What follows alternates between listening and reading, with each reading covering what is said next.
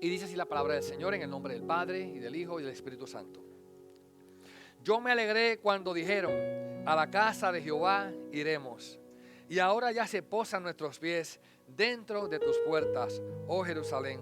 Jerusalén que está edificada como una ciudad de un conjunto perfecto. Y allá suben las tribus de Jehová, conforme al testimonio dado a Israel, para alabar el nombre de Jehová.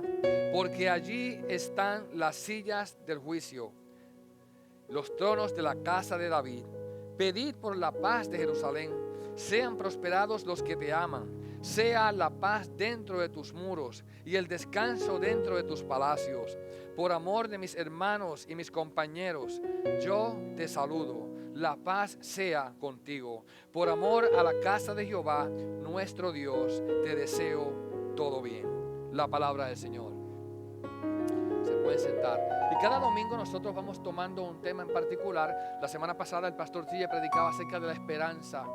Una esperanza que llamaba a aquel Jehová Dios de los ejércitos a que nos salvara. Esa esperanza de salvación que solamente Dios puede cumplir.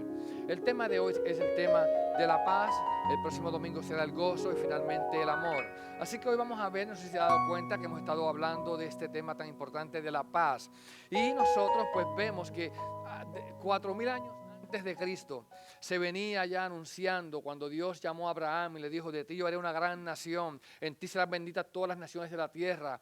Pues se venía anunciando y la expectativa de que llegaría ese momento, 4 milenios, y al final llegó Jesucristo. Ya hace 2000 años que esto pasó. Estamos ya nosotros al otro lado del evento, pero seguimos recordando que Jesucristo verdaderamente llegó. Y hoy yo quisiera compartir con ustedes estos 8 versos del capítulo 122 de Salmos en la siguiente manera. Jesucristo pues vino a ser el profeta perfecto, el sacerdote perfecto, el rey de reyes y señor de señores como ninguno. Y queremos ver estas cosas que está haciendo el Señor, particularmente como nuestro Rey en el día de hoy. Él es nuestro Señor, Él es nuestro Rey. Y quiero mirar entonces 3 puntos. Primeramente, el lugar más añorado. Número 2, la compañía más agradable. Y número 3, la petición más importante. Todo eso lo vamos a sacar de aquí. Amén. Así que el lugar más añorado, la compañía más agradable y la petición más importante. Yo estoy seguro que ustedes todos tienen un lugar favorito donde estar. Y me refiero quizás a su casa, aquellos que no tengan problema en la casa, porque he conocido de personas que no quieren llegar a sus casas. Pero la mayoría de nosotros nos gusta salir, nos gusta pasear, nos gusta dar vueltas por el mundo, nos gusta ir de compras, nos gusta visitar a los familiares, nos gusta irnos de vacaciones, pero cuando ya pasan unos cuantos días estamos deseosos ya por llegar a la casa. Y cuando entramos por las puertas de nuestra casa, hasta el olor es distinto. Qué rico, ¿verdad? Que llegamos y ya nos sentimos bien. Así que nosotros, pues, también como lo hacemos nosotros, el escritor de este salmo que hemos leído en el día de hoy, David, pues también él tenía un lugar añorado, un lugar preferido. Y leemos en nuestra lectura en el día de hoy de la siguiente manera.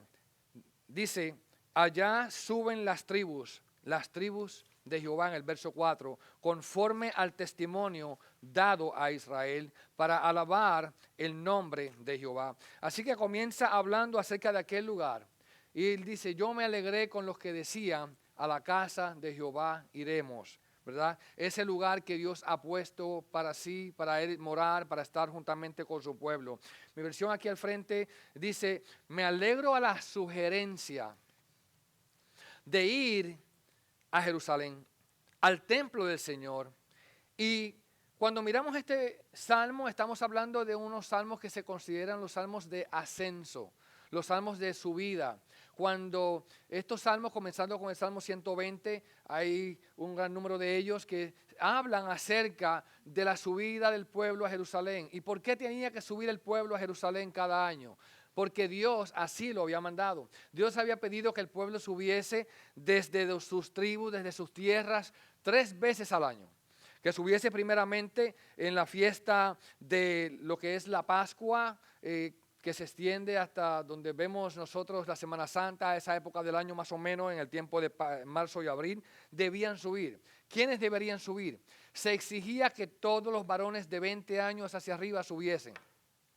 Pero si había una familia joven, también podía ir y se iban todos para allá con aquel hombre o aquella familia que se unía. Y muchas familias salían, los que podían llegar a Jerusalén, porque era mandatorio que ellos estuviesen allí. ¿Para qué iban a subir? Para celebrar la fiesta del Señor. La fiesta de la Pascua es una fiesta que se une a la fiesta de los panes sin levadura, dura 7 días y termina con la Pascua.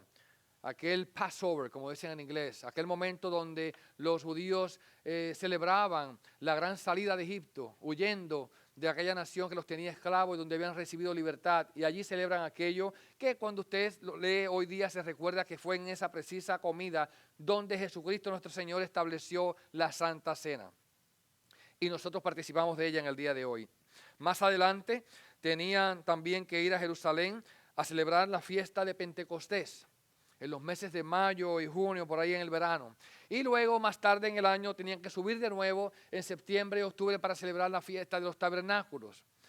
Pentecostés celebraba el momento de la cosecha, donde se comenzaban a cosechar las primeras espigas, los primeros granos, diciendo, ha sido buena la cosecha. Pero cuando nosotros vemos la manera en que el pueblo después vuelve a Jerusalén a dormir, entonces en unas casitas que hacían y se ponían ellos a dormir a la intemperie tapados para recordarse de cuando estaban en el desierto, cuando estaban transitando por aquel lugar y ellos tenían que dormir en casetas de campañas.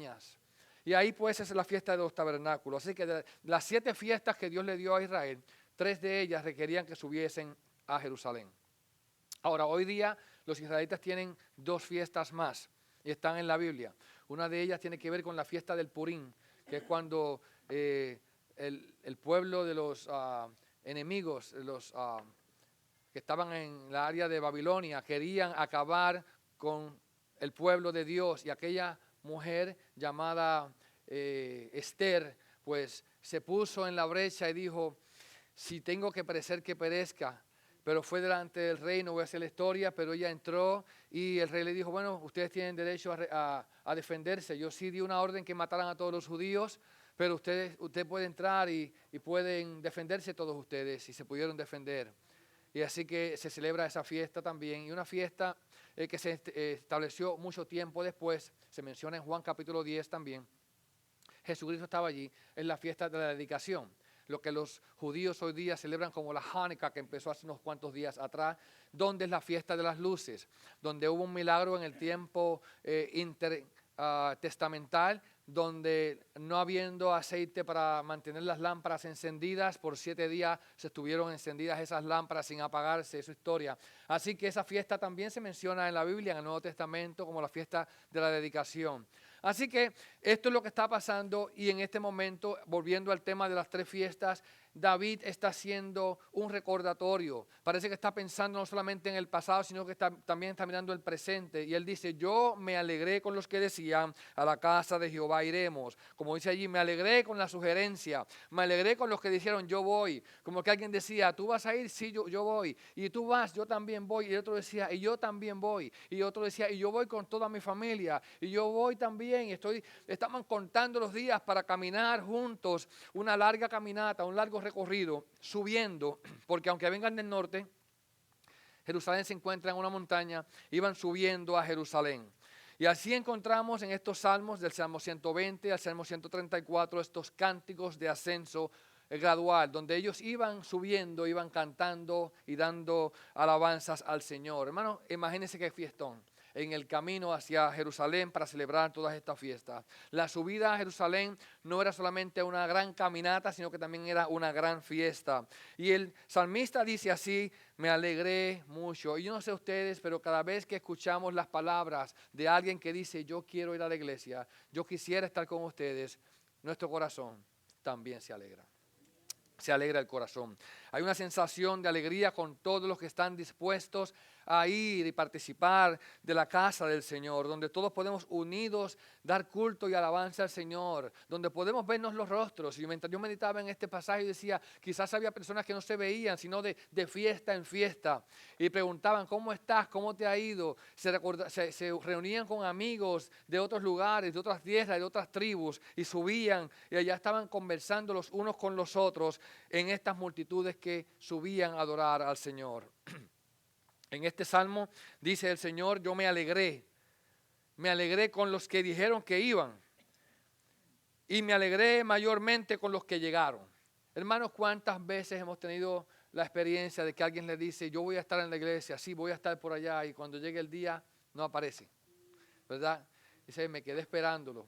Pero uno no puede perder. Yo estuve escuchando un testimonio de una persona que le invitaron como 10 veces y la persona no se cansaba nunca de invitarlo, hasta que por fin la persona que estaban invitándola llegó, porque siempre le ponía una excusa, y el día que fue se convirtió. Así que Dios es grande. Así que él estaba contento con esta invitación, con ese lugar especial, con ese lugar tan favorito para el salmista. Y la pregunta es, ¿por qué entonces era este lugar tan añorado? ¿Por qué era este lugar tan preferido? ¿Por qué era este lugar tan especial? Y meditando en este pasaje podemos ver primeramente que Jerusalén es la ciudad de la paz. Y eso significa Jerusalén, ciudad de paz. En hebreo es Jerusalén, dice la enciclopedia, la posesión de la paz, que poseía paz. Esta ciudad de paz era la ciudad donde estaba el rey Melquisedec, rey de Salem, aquel que se encontró con Abraham muchos años antes de David. Y allí estaba reinando aquel rey que era un rey especial, un rey que dice que no tenía ni principio de días, ni tenía finales de días, que en otras palabras no tenían su genealogía. Pero este rey era rey y sacerdote. Y allí estaba reinando en aquel lugar en la antigüedad. Hermanos, una de las cosas que nosotros tenemos que ir entendiendo es que donde también hay paz porque hay ¿qué? Hay seguridad. Así que la paz y la seguridad van de la mano. Y dice el verso 3 de la siguiente manera, Jerusalén, que está edificada como una ciudad en un conjunto perfecto. Allí estaba también no solamente esta ciudad rodeada de murallas, defendida, bien guardada, sino que estaba también el monte de Sión. En la región de Jerusalén se encuentra este monte que es el monte más alto de Jerusalén, y es allí donde escogió David poner también el tabernáculo, y cerca de allí también poner el trono de su palacio. Y allí en aquel lugar más alto de Jerusalén, en aquella montaña, estaba Sión, que significa este es un lugar sagrado, un lugar santo.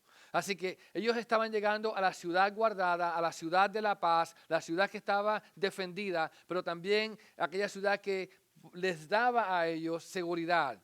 Una ciudad que estaba puesta sobre un monte, el monte de Sión, este lugar alto. Dice el verso 5, porque allí también están las sillas de juicio, los tronos de la casa de David. Así que donde hay paz y hay seguridad, también hay santidad. Y para que haya santidad tiene que haber ¿qué? Justicia. No puede haber santidad sin haber un proceder justo, sin ser justos, porque la justicia y la santidad van de la mano. Tengo una cita de un comentarista que dice lo siguiente: los tronos de la casa de David, porque allí están puestos tronos para juicio, como la sede del gobierno de Israel. En aquel tiempo, cuando había un problema, pues las personas tenían que subir a Jerusalén para resolver el problema. Y allí las cosas se arreglaban. Allí había jueces, personas encargadas de servir el juicio, de actuar correctamente y tomar decisiones correctas. Y dice, Jerusalén era donde estaban establecidas los principales tribunales del juicio. Jerusalén debía ser una ciudad de justicia donde se honraría el bien y se corregiría el mal. Así que no solamente los reyes tenían la responsabilidad y el llamado como reyes de impartir justicia, era eso uno de los principales oficios que tenía el rey. Usted se acuerda cuando Salomón estaba en su trono y vinieron dos mujeres con aquel bebé que se había muerto y el otro que estaba vivo y él tuvo que decidir. Eso tenía que hacer el rey, decidir entre lo correcto y lo incorrecto, juzgar entre una cosa y la otra. Pero también no solamente tenía que hacer justicia dentro del pueblo, sino también tenía el propósito y el llamado a defender la ciudad. Y como rey debía de defenderla no solamente de los enemigos de afuera, sino también de los enemigos o los problemas internos. Y vemos aquí que como defensor de la nación, el rey tenía esa responsabilidad de mantener una ciudad en justicia para que, bueno, existiese también la paz. Ahora, paz segura, justicia en santidad. Y número 3, también podemos decir que esta ciudad era magnífica, era una ciudad añorada, porque allí estaba el tabernáculo, el templo de Dios. Y en aquel tiempo teníamos también dentro del tabernáculo el arca del pacto. Y aquel arca del pacto era el lugar donde estaba la presencia misma del Señor. Este tabernáculo fue puesto en el monte de Sión. Más tarde, David y juntamente con Salomón, lo construiría Salomón en el monte al frente que se llama el monte Moriah, el lugar donde Abraham habría de llevar a su hijo Isaac para sacrificarlo y Dios lo liberó milagrosamente. ¿Se acuerda de esa historia? Allí en ese mismo lugar es el monte Moriah donde fue edificado el templo de Salomón. Pero ahora estamos hablando del tabernáculo de David, que es una caseta de campaña que estaba puesta sobre el monte de Sión. Y allí dentro de aquel monte, de aquel tabernáculo, estaba también el lugar santo, el lugar santísimo. Allí se ofrecían holocaustos y sacrificios continuamente. Dios quería que el pueblo ofreciese sacrificios a Él, de corazón, sacrificios por el pecado, sacrificios de acción de gracias, ofrendas de gratitud. Pero había también dentro del lugar santísimo el arca del pacto. Y el arca del pacto representaba la presencia de Dios. Y también allí dentro de ese arca del pacto estaban las tablas de la ley, que representaban la justicia, lo que Dios quería, los mandamientos de Dios. Así que estando Dios allí, la presencia de Dios allí se mostraba cuando entraba el sacerdote en el lugar santísimo a ofrecer sacrificio cada año, la gloria de Dios, la Shekina de Jehová en aquel lugar. Era un lugar especial. Nosotros, los que pudimos viajar a este parque que había en el centro de la Florida llamado Tierra Santa, no sé cuántos pudieron llegar a ir allí antes que lo cerraran. Era muy parecido, tenían una réplica de las cosas que pasaban en Israel en este tiempo. Y nada más que ver lo que pasaba allí en una dramatización era algo bastante emocionante. Imagínense estar en el lugar preciso, ¿verdad?, donde esto ocurría. No solamente eso, sino que estando allí en aquel lugar agradable, lo más importante no simplemente era eso, sino estando con la gente correcta, con la compañía más agradable, la compañía deseada. No sé cuántos de ustedes les gusta estar con gente que le cae bien. A todos nos gustaría, ¿verdad? Nos gusta estar con gente que nos entendemos bien, no con gente difíciles, no con gente hipócrita, no con gente que no te quiere, que te das cuenta que no te están dando la cara como debe ser, ni te sirven bien, ni te ayudan bien, te quieren lo mal para ti. Pero él decía, yo me alegré con los que decían, a la casa de Jehová iremos. Significa que en ellos, en todos ellos había un mismo sentir. Y el deseo de todos ellos era ir al lugar donde moraba el Señor, al lugar donde estaba Dios, a la casa del Señor, al reino, la capital del reino, para juntos participar en lo que Dios había dicho que debían de participar. Esto nos enseña a nosotros que aunque la salvación es algo individual, también es algo colectivo. Nosotros no estamos llamados para vivir una salvación, una relación con Dios solos o solas. Estamos llamados a participar en grupo. El culto santo a Dios es un ejercicio individual, pero también en congregación. Todos unidos los unos con los otros. Cuando Dios llama a alguien, lo llama individualmente, pero lo llama también en grupo. Dese cuenta que muchas de las conversiones que vimos en la Biblia no fue simplemente una persona que se convirtió, aunque hubieron casos de personas solas que se convirtieron. Dios llamaba a la familia completa. Y hubo un caso donde familias completas se bautizaron. Eran recibidos al seno de la iglesia iba creciendo. y se mantenían siempre unidos los unos con los otros. Nosotros tenemos que mantener esa unidad del pueblo de Dios, alegrarnos los unos con los otros, motivarnos los unos a los otros, llamarnos los unos a los otros. Y dice allí el mismo David diciendo, allá suben las tribus. ¿A dónde? A Jerusalén. Allá suben las tribus de Jehová. Allá suben las familias de Jehová. Conforme al mandamiento, conforme al testimonio dado a Israel, para alabar el nombre de Jehová. Hermanos, hay momentos donde tenemos que tener nuestra comunión personal, nuestra oración individual, nuestra lectura bíblica y estudio individual, pero también tenemos que participar en conjunto. Hermanos, yo les insto a ustedes que también lo hagan en familia, que pongan temas de conversación en su casa con sus hijos, donde puedan tener devociones familiares, donde puedan disfrutar de los temas estos que nos involucran la salvación y son tan importantes para nuestro crecimiento, que puedan participar en ellos. Pero no tampoco dejemos esto a un lado y digamos, bueno, esto es suficiente, sino que nunca pongamos de lado el participar en la casa de Jehová, estar en el pueblo de Dios. Luego de eso, donde hay armonía, donde hay gran fiesta, porque a Dios le encantan las fiestas, tenemos entonces que el salmista comienza a hacer una petición, y la petición más importante. Y él dice lo siguiente: pedid por la paz de Jerusalén. Pedid por la paz de Jerusalén y sean prosperados todos los que te aman. Sea la paz dentro de tus muros y el descanso dentro de tus palacios.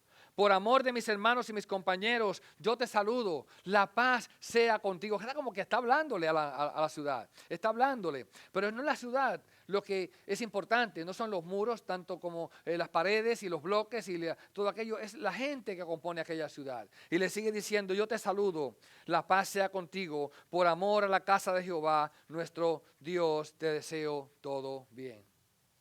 Ahora, cuando el salmista está pidiendo, él sabía que la ciudad donde ellos moraban era importante y que el salmista como rey tenía la responsabilidad de mantener la ciudad defendida de los enemigos de afuera, mantener a la gente dentro de la ciudad en armonía y en paz los unos con los otros.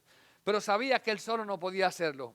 Y cuando él dice, pidan, o oren o pidan, está diciendo, ustedes tienen que pedirle a alguien mayor que yo, porque yo no puedo traer paz, yo no puedo traer armonía, yo no puedo traer seguridad, yo no puedo defender esta ciudad. Solamente ¿quién lo puede hacer? Dios lo puede hacer. Y cuando él pide, está pidiendo, número uno, protección de los enemigos. El verso 7. Está pidiendo calma, paz, descanso en la casa de gobierno. En el mismo verso 7, parte B. También está pidiendo armonía entre sus habitantes en el verso 8. Y está también pidiendo que la permanencia de la casa de Jehová, que el tabernáculo de Jehová permanezca para siempre, en el verso 9. Vemos ahí, por amor de la casa de Jehová, te deseo, nuestro Dios, te deseo todo bien. Así que hermanos, esto es lo que está haciendo el salmista y nos llama también, llama a su pueblo, llama a su nación, llama a las tribus, llama a los jefes de familia, a los jefes de los hogares, a que ellos también participen en una oración por la paz de Jerusalén. Hermanos, de estas cosas que pasan en la vida, quiero hacer una pequeña reflexión acerca de la larga historia que pasó después de David en el pueblo de Israel. Él estaba llamado a tres tareas importantes. Estaba llamado a traer seguridad al pueblo, traer paz y armonía a la nación. Pero esto no se puede dar en ningún lado, porque él sabía que en realidad para lograr todo esto había que ser fieles al pacto de Dios, fieles a los mandamientos de Dios. Por eso decía, conforme a los mandamientos, conforme a los testimonios que Dios nos ha dado. Así que cuando un gobernante, un monarca subía al trono en Israel, el mandamiento era que tomase un rollo de la ley y con su puño y letra escribiese una copia completa, para que no dijera, no lo puedo entender lo que se escribió ahí. Aunque yo tengo estudiantes en la escuela que escriben y yo digo, ¿qué dice ahí? Me dicen, yo no sé lo que escribí. Literalmente, me dicen, yo no entiendo lo que yo escribí. Y bueno, no se rían mucho porque a mí me ha pasado también. Lo cierto es que él tenía que escribir una copia de la ley. Y después que la escribía completa, yo hago a mis estudiantes escribir porque yo sé que escribiendo las cosas se recuerdan. también tenía que leerla todos los días para que no se apartase de aquella ley ni a diestra ni a siniestra, sino que permaneciese en ella. Así que vemos aquí que era importante que el rey fuese fiel al pacto de Dios, que fuese fiel a los mandamientos de Dios. Hermanos, y donde va la cabeza va el cuerpo. Y si el rey era fiel, la nación iba a ser fiel. Pero si el rey era infiel, la nación iba a ser infiel. Cuando hay una compañía que el jefe hace las cosas correctas, la compañía va caminando bien. Las cosas se hacen incorrectas, todo el mundo sufre. Lo mismo pasa en la ciudad, pasa en los gobiernos de los países y pasa a nivel más cercano a nosotros, en el núcleo familiar. Nosotros como líderes de familia, como padres y madres que Dios nos ha escogido para levantar hijos, tenemos que estar dependiendo siempre de Dios para que nuestras familias marchen bien. Hermanos, y el rey estaba llamado a ser fiel al pacto, porque sin fidelidad al pacto de Dios no hay esperanza de seguridad, pues la seguridad y la defensa viene de parte de Dios. Él es el que defiende a Israel. Jehová Dios es el gran defensor de la nación. Sin fidelidad al pacto tampoco hay base para el juicio, porque hay que hacer las cosas conforme Dios las ha dicho, conforme a los mandamientos que Dios ha establecido. El pacto es el mandamiento de Dios para su pueblo y forman la base para la justicia. Cuando las naciones descartan la ley de Dios, cuando las naciones y los pueblos descartan lo que Dios ha establecido, cuando las personas descartan lo que Dios ha establecido, es imposible que la justicia permanezca. Porque es la ley de Dios la que nos llama a nosotros a vivir justamente y nos instruye cómo hacerlo. Sin fidelidad no hay monte de Sión, monte santo, no hay santidad. Hay que ser fiel al pacto de Dios para que exista la santidad en el monte de Dios. La santidad está con aquellos que guardan el pacto y sin santidad no puede haber paz en Jerusalén. Porque la santidad y la paz y la tranquilidad se desprenden de la fidelidad al pacto de Dios. Nosotros tenemos que entender que la justicia y la paz y la fidelidad y todo aquello que nosotros deseamos y la prosperidad vienen solamente cuando nosotros tenemos una relación con Dios. En otras palabras, no es un fin a seguir, sino un fruto a recibir. Algo que vamos a disfrutar nosotros cuando se desecha el pacto, cuando nosotros desechamos los mandamientos de Dios, cuando el pueblo se aleja de Dios, se pierde la santidad, se pervierte la justicia y desaparece la paz. Sin estar fieles al pacto de Dios, otra vez lo voy a repetir, y a los mandamientos divinos, se pierde la santidad, se pervierte la justicia y desaparece la paz. La paz es ese fruto de lo que nosotros hacemos cuando buscamos a Dios de corazón. Jesucristo lo puso de esta manera: buscad primeramente el reino de Dios y su justicia. Todas las demás cosas os serán añadidas. La paz entonces llega a nosotros cuando tenemos una buena relación con Dios, respetando y honrando el pacto del Señor. Pero tristemente, no pasó mucho tiempo después de David, cuando su propio hijo Salomón, cuyo nombre irónicamente significa paz, rompió la paz con Dios, rompió los mandamientos de Dios, haciendo desobediencia ante Dios, desobedeciendo los mandamientos de Dios. Y Dios no podía seguir defendiendo una nación que estaba en rebeldía contra él. Y vemos aquí que esta nación comenzó a caminar en pasos equivocados, a seguir a los dioses falsos, a olvidarse de la ley de Dios. El pacto fue desechado, la ley fue quebrantada, la santidad fue perdida, la justicia fue pervertida y la paz desaparecida. Mira cómo lo pone Isaías. Y oiga bien estas palabras que son tristes, dan ganas de llorar cuando uno lee esto. Isaías describiendo la situación en la que se encontraba el pueblo. Dice: sus pies corren al mal y se apresuran a derramar sangre inocente.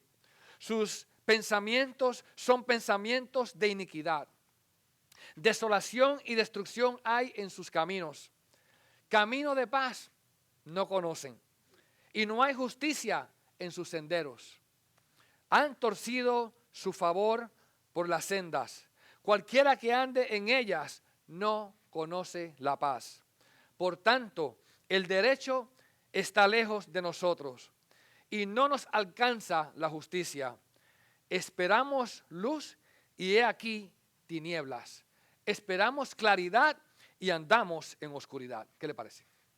Esa es la situación del pueblo que se alejó de Dios. Por tanta maldad, por tanta desobediencia, ¿sabe qué pasó? Los muros fueron destruidos, el templo fue quemado, la nación fue barrida, las gentes fueron llevadas cautivas y alejados de su país, de su ciudad, de aquella preciosa Jerusalén. En Segunda de Reyes leemos esto.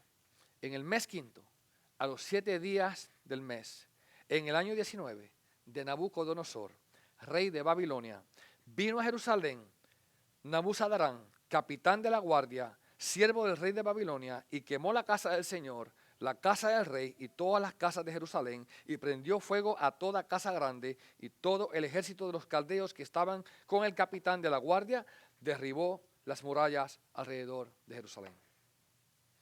Y desde entonces el pueblo estaba sufriendo y esperando solamente en alguna esperanza de luz. Pero Dios no dejó aquello así, sino que prometió que vendría una salvación. Prometió que vendría a uno, el cual sería capaz de arreglar todas las cosas. Y se habla en el mismo libro de Isaías, capítulo 9, uno que vendría, que sería nuestra paz. Él es el príncipe de paz, dice el Señor. Y dice allí que aquel hombre que vendría en el futuro, vendría a traer paz. Y apareció Jesucristo en el escenario hace 2000 años atrás. Y apareció para poner las cosas en orden en Israel, porque no estaban como debían estar. Pero trajo algo mayor. Él dijo, mi paz os dejo, mi paz yo os doy. No como el mundo os la da, yo os la doy.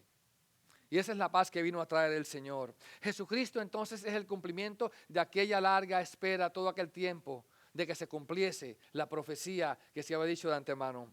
Y cuando Cristo llegó al escenario, la petición de paz del rey David, esa oración que él decía, pidamos por la paz de Jerusalén, se cumplió perfectamente. Llegó el príncipe de paz, llegó la paz a Jerusalén. Pero la paz que traería era una paz duradera que no se acabaría jamás. Este hombre llegaría y él amaría el pacto que había sido quebrantado por el pueblo. Jesucristo amaría el pacto. La ley sería cumplida, la santidad sería demostrada, la justicia quedaría satisfecha y la paz completamente manifestada. ¿Cuántos glorifican al Señor? Hermanos, es lo que vino a hacer el Señor. Y Jesucristo se convirtió no solamente en el príncipe de paz que tenemos nosotros, sino que Jesucristo es nuestro lugar añorado. Dice la Biblia que si alguno está en Cristo, no dice ya en Jerusalén, no dice ya ni siquiera en cualquier otro lugar santo del mundo. Dice, si alguno está en Cristo, ahí tiene salvación. El que está en Cristo es nueva criatura. El que está en Cristo es justificado. El que está en Cristo es santificado. El que está en Cristo es redimido. El que está en Cristo es salvado. Jesucristo es nuestra morada eterna.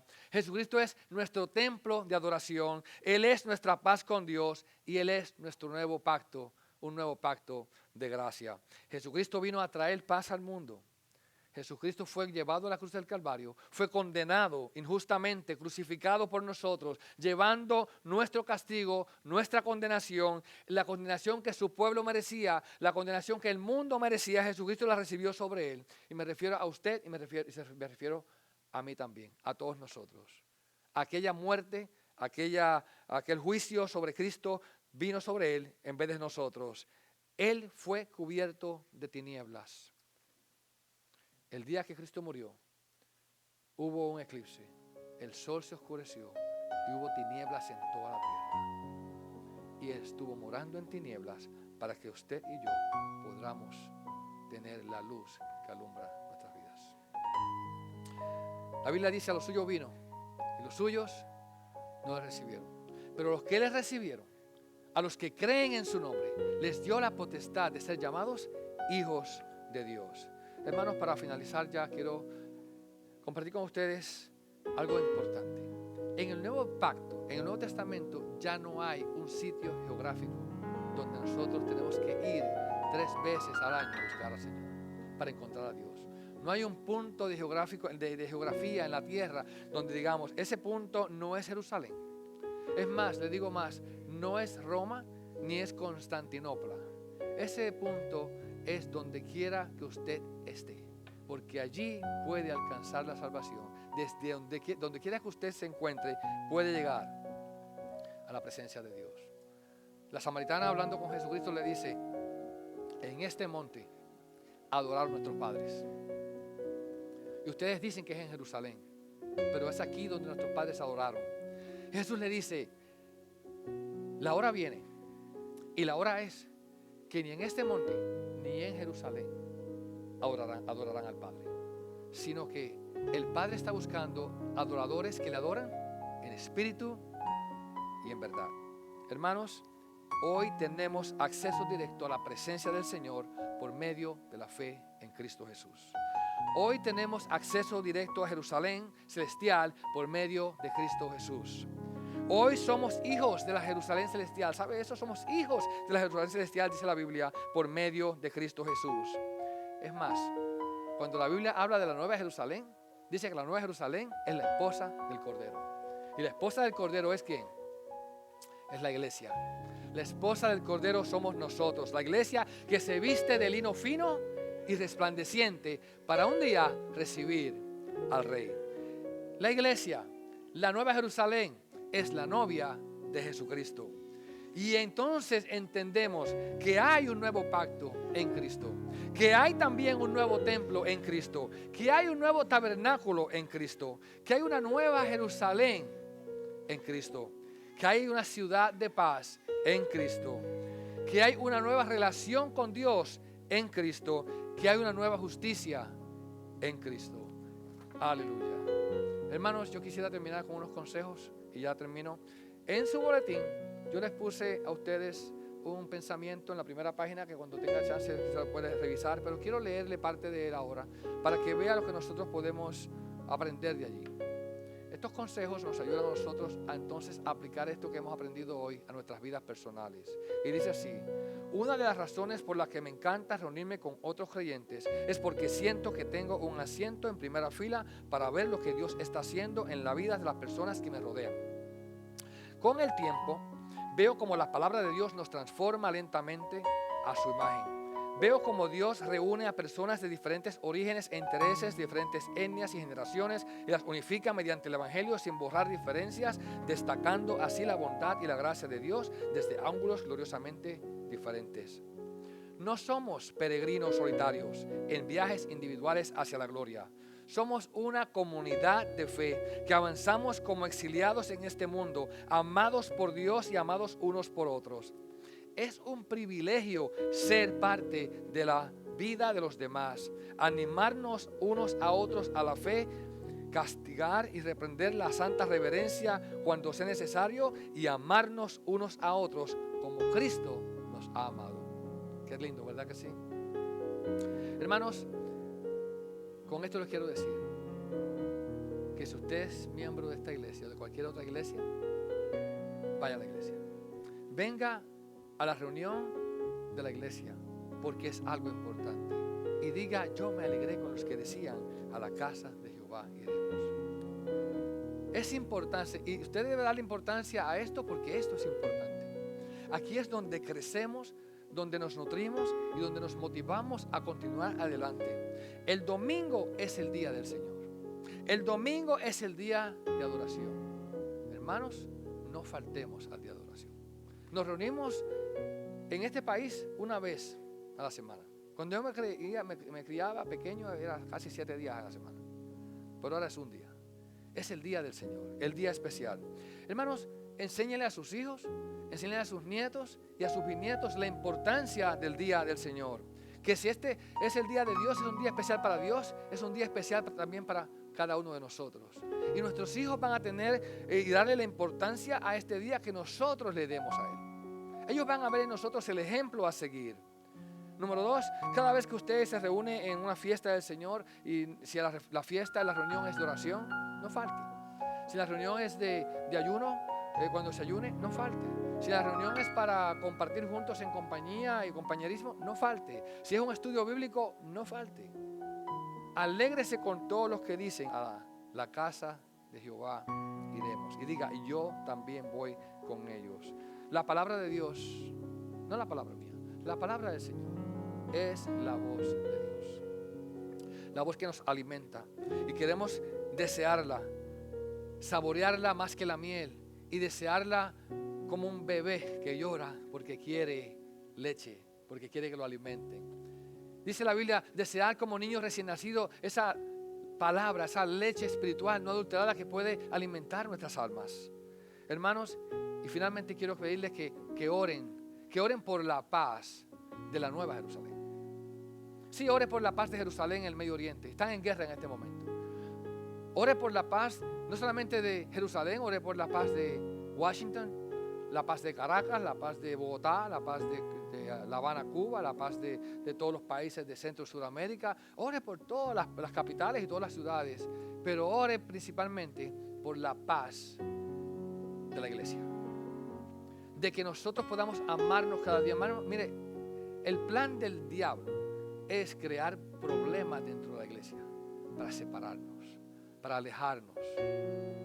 Y tenemos que entender las estratagemas del maligno y no dejar que tome ventaja sobre nosotros. Y vamos a amarnos, vamos a motivarnos a seguir adelante. Vamos a ser fiel a Dios y pedirle, Dios mío, protege tu iglesia.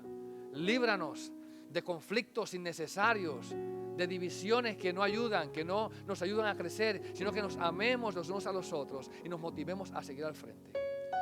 Y que si uno se cayó, vamos a levantarlo. Hermano, por ahí se convirtió un cantante hace poco, un puertorriqueño. ¿Cómo que se llama él? Ustedes saben de eso, también informados. ¿Canta bien? Dicen que sí, que canta bien. Yo no me acuerdo de haberlo escuchado. Ok, cantó reggaetón. Yo creo que él cantaba la gasolina, ¿no? Ese era. Ah, ese. Óigame, el Daddy Yankee se convirtió. Hermano, si el hombre dijo que quiere seguir a Cristo, un aplauso al cielo, gloria a Dios, hermano. Ya hay gente por ahí diciendo que es mentira. Ya hay gente que están diciéndole, óigame, y yo he escuchado personas que alguien se convierte y le dicen, le doy 6 meses. ¿Cómo usted va a pensar que una persona que llegó a los caminos del Señor, que se arrepintió, que viene del mundo de pecado, usted le va a dar 3 o 4, 5, 6 meses? Hermano, ¿dónde está el amor? Amémonos los unos a los otros. Y le digo algo más. El cielo es uno solo.